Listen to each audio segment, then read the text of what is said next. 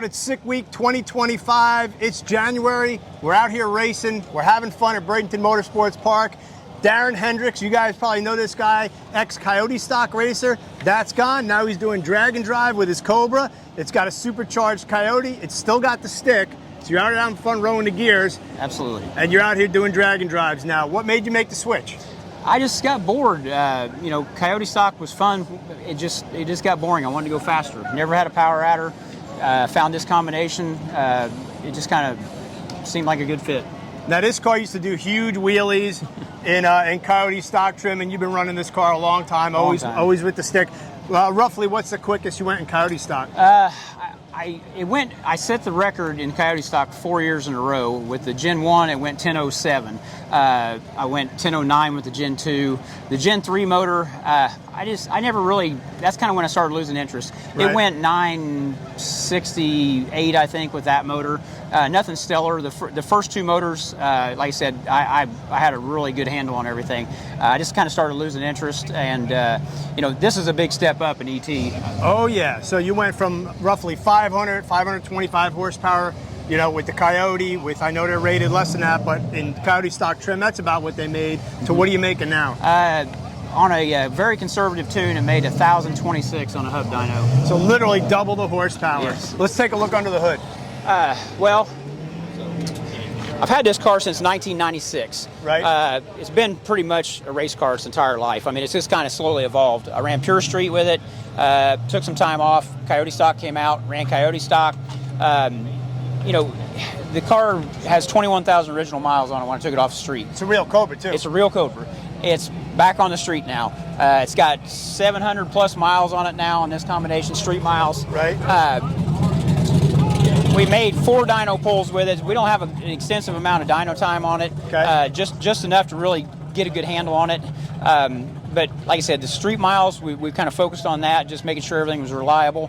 That last pass that I just made was the 9th pass on this combination. So, wow. What's the quickest you've been so far in drag and drive trim? It went 881 yesterday. At what speed? 158. Wow. So tell us about the motor. Well, the motor, the only way you can get this motor, this is actually a legit crate motor from Ford, 2018 Cobra Jet motor. The only way you could get these is if you bought a car and then you had an opportunity to buy a spare motor. I met a gentleman that had 3 cars and he bought 3 motors, an extra motor for every car. I bought the motor. I took it to Rich Grow. He went through everything, checked everything out, locked the cams out and everything, told me it looked like a solid combination.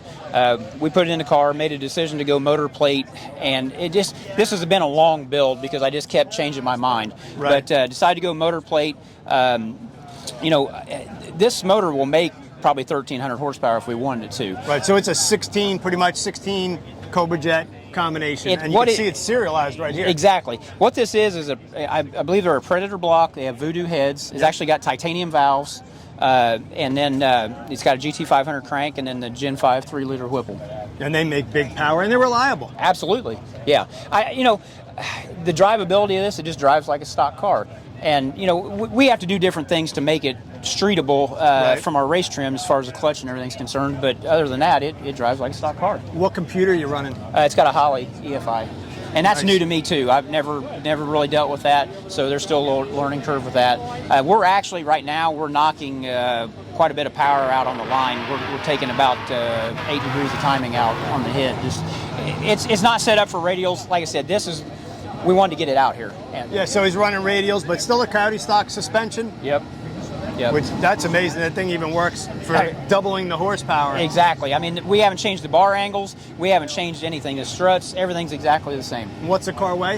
Yeah, just went across scales, 3210. Right, so full on street car. I opened the door before when I put my GoPro in there. No gutted door, at least on this thing. No gutted door.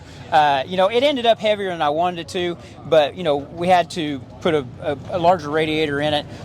You know, it does have a gear vendors on it, so it knocks the RPM down going down the street. That added some weight, but it's a solid combination, and so far it's been fun.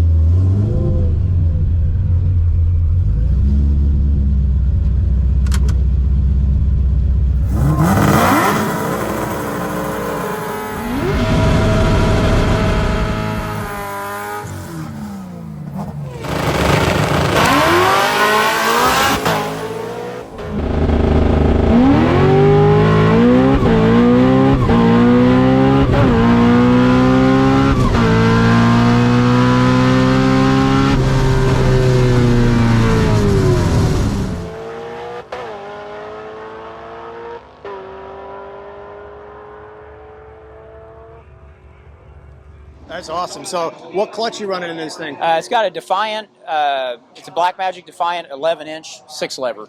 So that's new to me as well. We always had to run diaphragm in Coyote stock or back Pure Street even. So you run a centered iron disc in it? It's got a centered iron disc, yeah. Nice. And then you got the GF5R 5-speed, non-overdrive, G-Force Racing's transmission with the Vertigate right now. I know you said you like the H pattern, but the 5-speed's just hard to get all three of them. Well, in a sick week, they don't differentiate in stick shift class between H pattern and the V-gate. Right. You have to make every pass count here. Sure. So I put the V-gate in it, and honestly, it's the first time I've driven it, and it's fun. It's fun. Oh, it's an absolute blast. I mean, it's basically the same combo I got in my car, way less horsepower, but just rowing the gears. Yep. And then for the street, you run gear vendor's overdrive? It's got a gear vendor's overdrive on it. Really, all we do is put a bunch of counterweight on it, on the clutch, and we just we cruise down the road, and fifth gear's 1-to-1. We just click the overdrive. And, it's electric too, right? Yep. Nice. Let's keep going around the car. I mean, just teal is my favorite color. Obviously, I made mine a clone of this, but still, street look, no stickers, Cobra badge.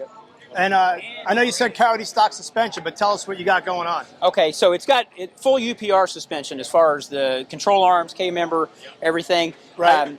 The one thing in Coyote stock was you wanted to make them very efficient as far as rolling, resistance, and everything. We took the ceramic bearings out of it because we were worried about the streetability and everything with that. But I've got strange brakes all the way around. It's amazing how streetable it is, honestly. I mean, we cruised about 70 miles an hour down the interstate last night, and it's a little noisy because we just got dumps on it. I am putting tailpipes back on the car, though. That's going to look good. Yeah, I just didn't get it done, but it's going to put tailpipes on it. But we just cruised 70 miles an hour, and no hiccups whatsoever. It just cruises. Yeah, I mean, beautiful. I'd open the door. Yeah, absolutely. Yeah, I mean, full weight door, power windows, got the funny car roll cage in there. Kirky seats, or are they Kirky? Yep, Kirky seats in there. Nice, simple, clean dash. What did you have to do in terms of like cooling, and do you have a heater box in it or anything like that? There's no heater box. On my test pass, or my test drive at home, I'm from Indiana, so it's cold there.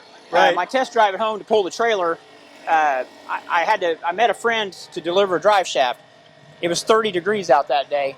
No heater. My feet were froze. I bet. It makes a big difference. Yeah, absolutely. But I mean, we didn't put all that stuff back in there. But I wanted the street car look. I want to go back to H pattern, and I want to get a full console back in the car to make it look proper. You said that. So you're going to put the G-forces coming out with that overdrive, 4-speed with the overdrive, so a smaller box, and then you can go back to the H pattern. I can go back to that. It'll drop a little bit of weight, and that's my passion is H pattern. But this has proved to be really fun. So I may change my mind. Who knows? Yeah. So tell us about what it took to get this thing to make that much power and be a street car. What fuel are you running, and what do you got going on the back of the car here? Well, we're running on E85 for a couple reasons.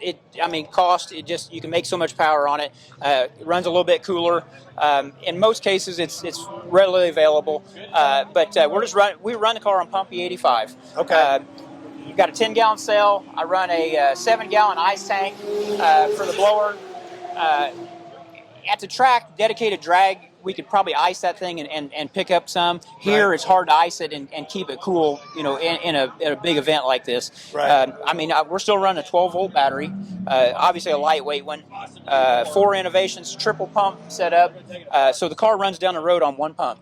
And then as the boost comes in, then it kicks the other 2 pumps in. So sweet. Very simple setup. I've carried just one small little spare fuel pump with me. So you're running, I didn't catch that, you run an E85 track and then gas on the street? No, or just E85 the whole time? Strictly E85. Because a lot of guys will go back and forth. You can see all the craziness going on in the pit area here. Coming around here, Abe, got the Mickey Thompson radials, which is something different from Coyote stock. You guys ran the bias ply over there. That's probably a big adjustment too, huh? It is a big adjustment. I've always ran a 26-inch tire, went to a 28. This car's not mini tub, so it's very difficult fitting this in here. I know about that. I'm personally, I'm a slick guy, but I can't fit a 28 10.5 underneath the car without mini tubbing it. So the radial's supposed to be faster. There's a learning curve with this. This is a whole new combination. I rebuilt this entire car. Oh yeah, and then there's a whole thing to run in drag and drive because you got to start at one track where you can tow to that track, unload the car, or some people drive their car there. You're from Indiana, I'm assuming you towed it down. I towed it. Yep, and then once the race starts, you have to drive this thing on the street from track to track, and there's 5 different events. So you finish where you start, which is at Valdosta. Correct. But then you go to 3 other tracks. Let's spin the camera around and show everybody what you bring with you. Well, I probably bring too much. This is my first drag and drive, so Right. I tried to keep it minimal, but stuff just kept making its way in the trailer. Obviously, we carry E85 with us. Right. This is very important right here. You got to have a chair. Yep. We just got miscellaneous tools and everything. I picked up an aluminum trailer just to save some weight. Right. We store our race wheels on here, and we just run on these Nitto drag radials, run down the road. Right. I actually have a 30-gallon cell in the trailer. Oh, so wow. I've got a setup where we can just plug a pigtail of wiring into the battery. I've got a quick connect hose and a pump here, and we can just stop and pump it into the car if need be. So it's just a backup plan in case we can't find a station with E85. Again, you got to be smart when you do these things because once you get out on the road, there's nobody to help you. It's you, the car, and whatever you can bring in a little tow-along trailer. Yep. You can't have a support vehicle following you. It's just this. So you got some race ramps. If you got to do an oil change or work on the car a little bit, car looks fantastic. Parachute on there. And I mean, you can see all the variety out here. It's a completely different vibe. I kind of feel like this is like what racing would have been like in the 50s and 60s because it's just build whatever you want, build the car you love, and come out and run it down the track.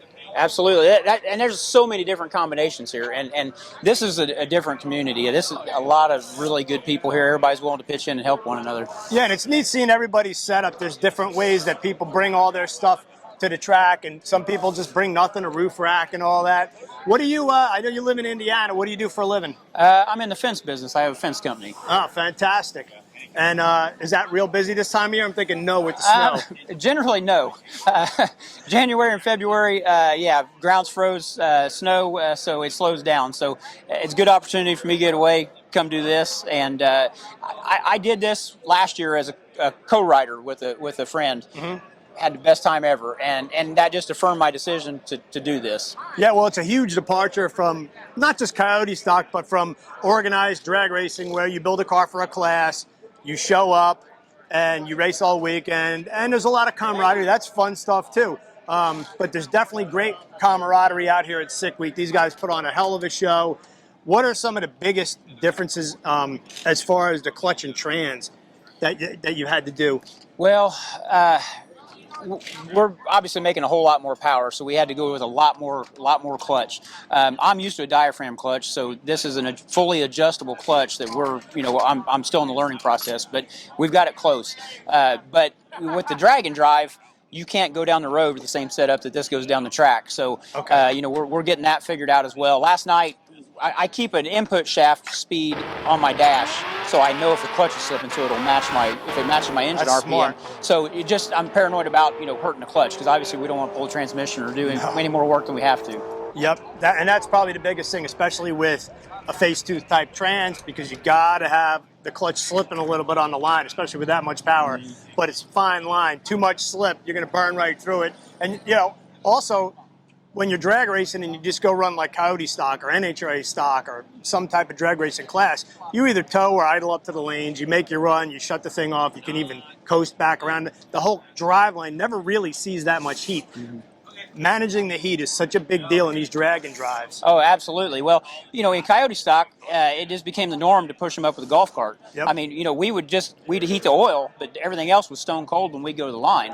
Now we're driving them up there. I mean, we have an ice tank, but in these big events with so many cars, the ice tank will only do so much. I mean, it's like almost running it after you come off the street. So. Yeah, and you can head up to the lanes and be up there for an hour, where usually when they call coyote stock or your class in regular drag racing, you're going to run within a reasonable amount of time. But this has been great. Thanks for showing us the car. It's great to see you again. Today's day 2. They got 3 more days, and good luck out there. He's leading the pack right now, so we'll be following him, and I hope you win this thing. Thank you. Thank you.